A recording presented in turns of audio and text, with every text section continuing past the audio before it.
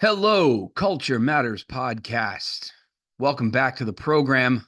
Before we begin, I have a quote that I chose just for this episode. Tough times don't last. Tough teams do. Robert Schuller. My name is Kyle, and I'm here interviewing the founder and CEO and your normal host for the Culture Matters podcast. I'm going to start over.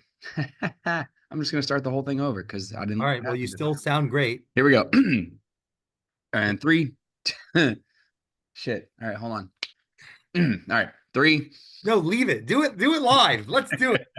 It's All right. great. This time. This is the live time. Here we go. 3, 2, 1. Hello, Culture Matters podcast. Welcome back to the program. Before we get started, I have a quote that I chose just for this discussion. Tough times don't last. Tough teams do. Robert Schuller. If you've been listening to the program, then my voice is probably familiar. My name is Kyle, and I will be acting as your guest host for today's episode. I am here interviewing the founder and CEO of Culture Matters and the regular host of the Culture Matters podcast with Mr. Jay Doran, the Culture Man. Jay, how we feeling today, bud?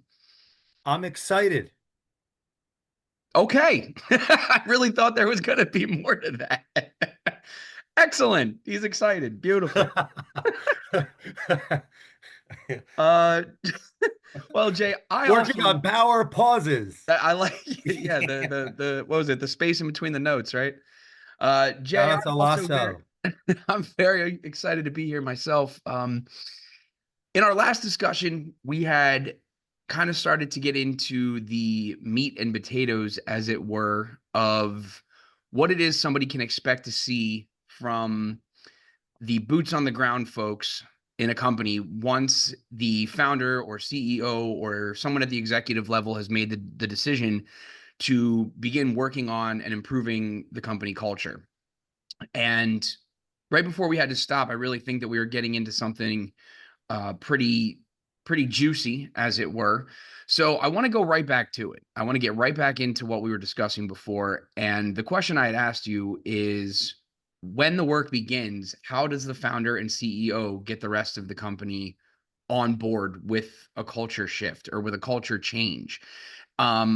I'm curious because the people that are listening to the show, mostly, entrepreneurs, people in the business world, these are all people that are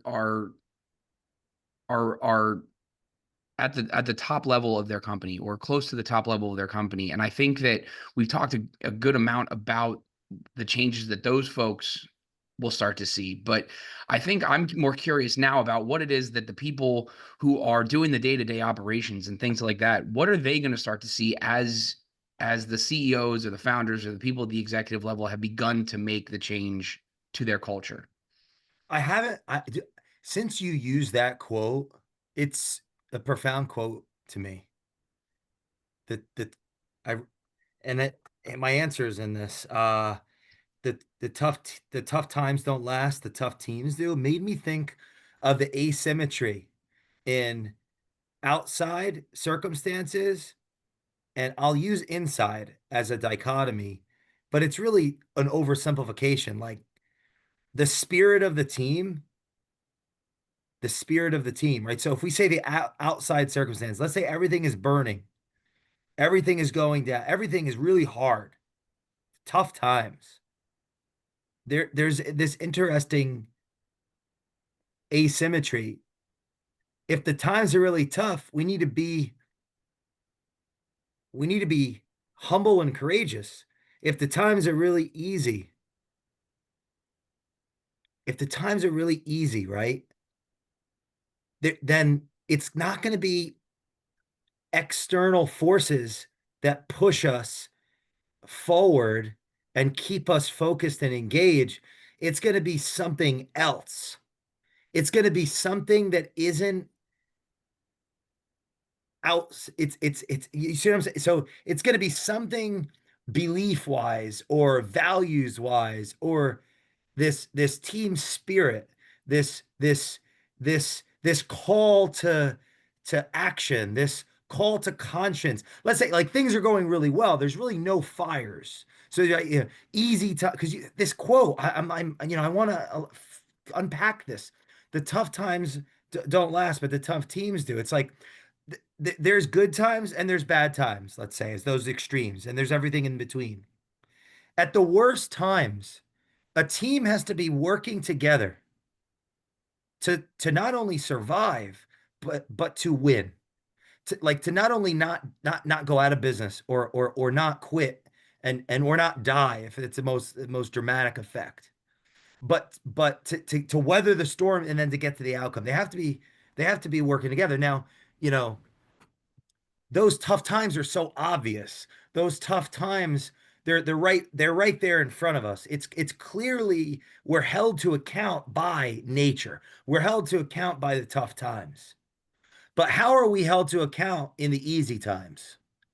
How are we held to account in the easy times? And that's going to come down to the aim, the vision, the the truth. How much truth can that company stand?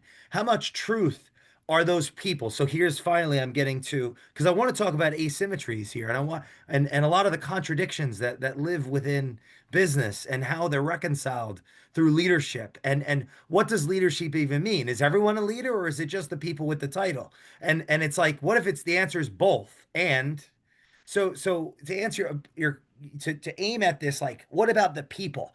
What they see is what they'll see it, they'll feel it, they'll know when everyone is moving in a forward direction.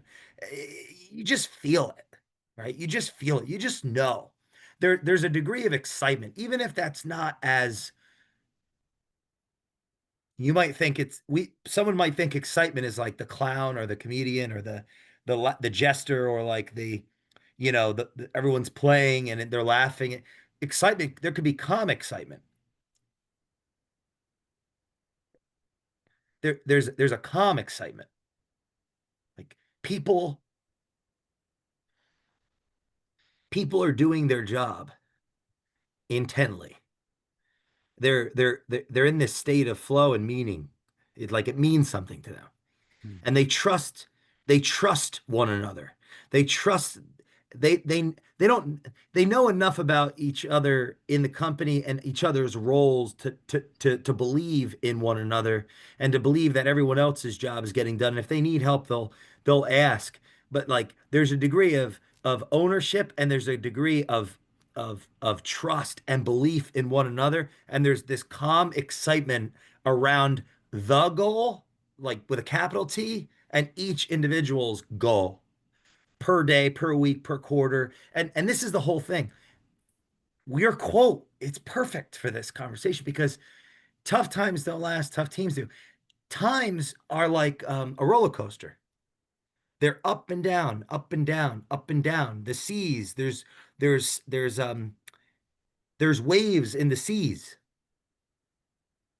How are we navigating the waves and the winds and the unforeseen circumstances? The waves, you know, there could be a freaking 100-foot wave that hits us when we're used to 50-foot waves. But at one time, we only had 20-foot waves, and then that 50-footer came every, you know, 3 days, and we've been in the sea for 5 years, and now we're seeing a 250-foot wave, and we're only used to 100-foot waves. We don't even know if we're going to make it. And the team has to constantly get broken down and rebuilt, broken down and rebuilt, broken down and rebuilt. And that everyone participates in this. The people that work for an organization will feel the focus, they'll feel the intention, they'll feel and be a part of and know that the organization's attention is focused on its aim, its why. And the thing with a bit like as an organization grows, that why becomes more and more fractured and must become more and more explicit in language and story and written and ritual and symbol. And it's still a call to action to the management to simultaneously be like totally bought in. And that's a lot to ask for a company. It's almost utopian. So, so basically, what I'm hearing you say is that when the culture has shifted, when the CEO or the founder has undertaken this commitment to their company to shift their culture, to improve their culture, it's more of an organic feeling that goes around the rest of the company as opposed to, shock and awe. Like, there's a memo that goes out that says, hey, this is our culture now. That's not the way that it works. It works more on an organic level where once the people in power or the people at the top have begun to do the work, the rest of the company is going to feel it, and it's going to organically begin to show itself by way of by way of how people are acting within the office space or within the workspace, and how they're going about doing their jobs. Is that right? If a management takes on the responsibility of working on the culture, it's going to take it's going to take a tremendous amount of attention and intention and work sacrifice to do so. And they've got to be ready for that level of unlearning. Do the I like that. That sounds so, but it sounds so useless in a sense. Like it's great. Like I believe it too, but it's amorphous, right? It's like, wow, Mhm. that's very abstract. What does that actually mean? It's like, what's where, why do we exist? Where do we come from? Where are we going? Are we even, do we trust enough? Do we trust one another to even ask those questions? Do we even want to work here anymore? People have to fall in love with their businesses again. Just like people fall in and out of love of their jobs, owners fall in and out of love of their businesses. And it takes education, formal and informal, advisors, mentor, role models, communities to help constantly stitch back together, believe it or not, like business owners' own motivation. I'm talking now, if we study like the greats, or those that have created these which we're going to do. I would like to do case studies in this series. I think it'll be really helpful to tell like stories of founders and people that have really accomplished amazing things. It'll elucidate on a lot of these themes of like, because that's what this is about, Kyle, right? Aspirational. It's there are once in a generation type business owners that have come about, and we're studying who they were and how they did it so that someone listening to this could say, I want to be like, I want to do that too in my own way. I want to make the best possible company that I possibly can in my own way. And one of the big questions is, you know, at what level did one of these archetypal founders pay attention to these type of conversations? Like, right? Was it intuitive? Was it just who they were, or did they read and study and listen to podcast? Maybe even before podcasts existed, Hmm. did they even listen, or is it just they're a lion? They were always a lion. That's one of the questions we're trying to explore in this. I am, and I hope we can with the guests. Right? It's is it built or is it born? Well, that's I'm glad you put it that way, because that was actually my segue. But we're talking about the the ability for the rest of the company to get on board when there's a culture shift, or an effort to improve culture in the company. Now, it's my understanding, and coming from a background that isn't this, but it's my understanding that culture exists in a company regardless of whether or not an effort has been made. So, for example, I was a bartender for many, many years, and I would walk into a new bar for a new job or whatever. And the minute I walk in there, I'm now ingratiated in the culture of that specific place.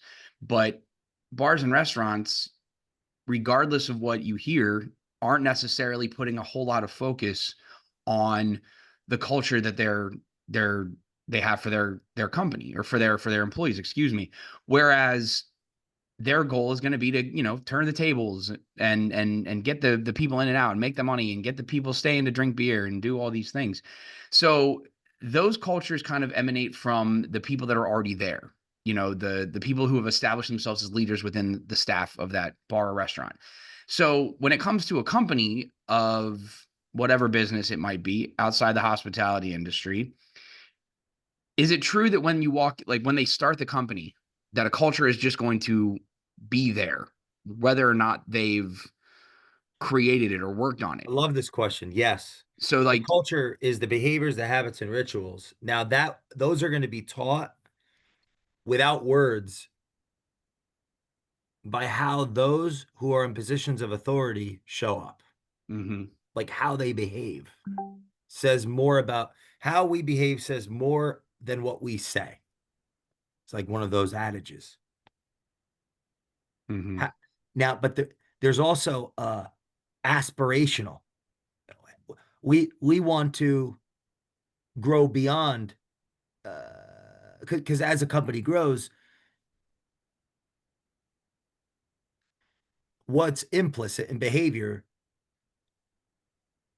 must become explicit in words and speech and symbol and ritual, so that more and more people can get behind this thing. Like, you know, how do we show up in this culture? What value, what do we have to value so the company continues to be valuable to its customers? So the minute you start a company, you've created a culture, whether or not you know it. Is not the point. The point is that it's there because you, as the individual who have created this company, have created a an organism, have created a country, so to speak. You've created your organization, and there is a culture that is going to just naturally evolve. That you are going to, from day one, from minute one, from second one, you are going to have a culture, but you've not done anything to, grow that culture. You've not done anything at all to it. So as the company progresses, as the company grows, as the staff grows, as the voices grow, that's when the time is to start effectively trying to affect your culture, right? Like you're not your culture stems from the minute you have created your organization, but it's going to take effort down the road to make sure that that culture is nourished or nurtured appropriately. Yes, and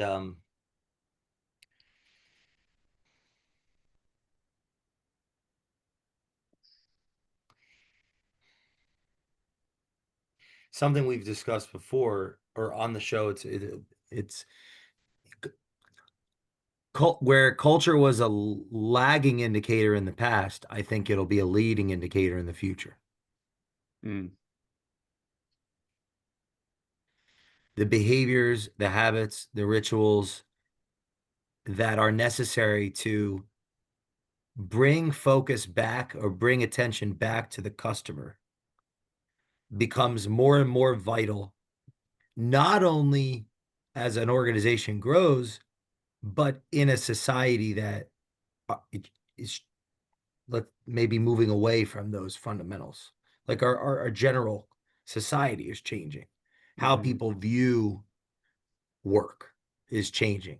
There's more competition for attention at work, company to employee. There's a competition of attention. There's a competition of productivity. There's a competition of effort as in this is a more philosophical stance, but I think we're going to see this in the coming decades. Every person that works for a company has more and more control over their attention, or perceivable control, due to technologies like the iPhone. So, whether it's the founder or it's a brand new person that's not even in training yet for a company, um, You think about disengagement at work. Anyone that works for a company could spend 45 minutes on TikTok without even recognizing it. There's a competition for attention that's always existed. It's amplified and amplifying, and that I think it would create an opportunity to understand company culture, to even not just understand it, to know about it and to conceptualize it and to seek to understand it, to ultimately lower reactivity and increase proactivity for people in their careers, in their labor. Work, the more meaningful work is, the more relationships, like genuine relationships, are fostered and formed, the more productivity and meaning and ultimately value that the company's creating. What you're saying is all accurate. It's like the culture, yeah, it just naturally happens, of course. Now, in the past, companies, as they grow, they have to understand culture more and more and more. It becomes more and more important, especially when they're acquiring businesses and selling businesses, to understand the personality of the organization, which is the culture, to understand how these personalities fit, to understand how to attract talent and to recruit, and how to cut, when you're looking at think about an organization is looking at staff, they're looking at laying off 1,000 people. That becomes a principle-based conversation, and how they lay off 1,000 people matters, because it's not just 1,000 numbers, it's 1,000 families that impacts on average 4 people per family. And there are reputational costs to that. There are relational costs to that for the people that stay in the company, and how they continue to thrive or not based on how that 1,000-person layoff happens. Mm. That's a culture conversation, how it happens. It's not just what we do, it's how we do what we do. Those are values conversations. How the conversations and how the decisions are made are culture conversations, because they're value conversations. Why they're made, how they're communicated. This is you know, it's complex, it's abstract, but it's necessary. And the people that understand it on the deepest level, you like to run a company with 77,000 people, you have to understand culture.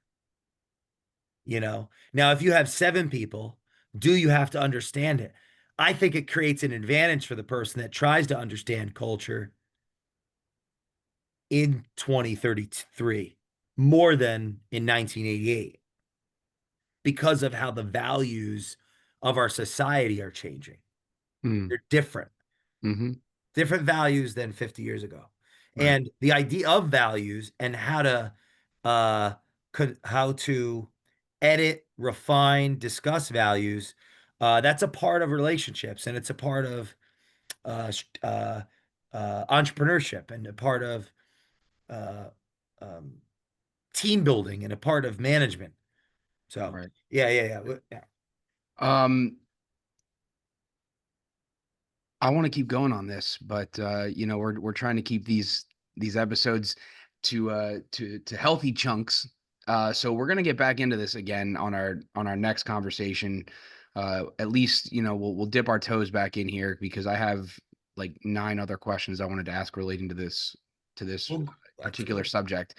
Um, Jay, any final thoughts before we sign off? Culture doesn't matter. It doesn't. Isn't the name of your company it does matter? And I have to question whether it does, or else it becomes another dogma. Mm. And It we all doesn't know matter. And there's enough here's dogmas out there. why. Next time we're going to explore There you why go. it doesn't matter. Tune in next time for the exciting conclusion of culture here. But again, Jay, thank you for your time, man. These conversations have been great to do so far, and I'm looking forward to doing some more of these. If you are listening to this episode, please share it with somebody who could use the discussion as a jumping off point to maybe start thinking about their own culture and the culture of those around them. Again, my name is Kyle. He's Jay Doran. Thank you very much for listening, and we will see you next time on the Culture Matters podcast.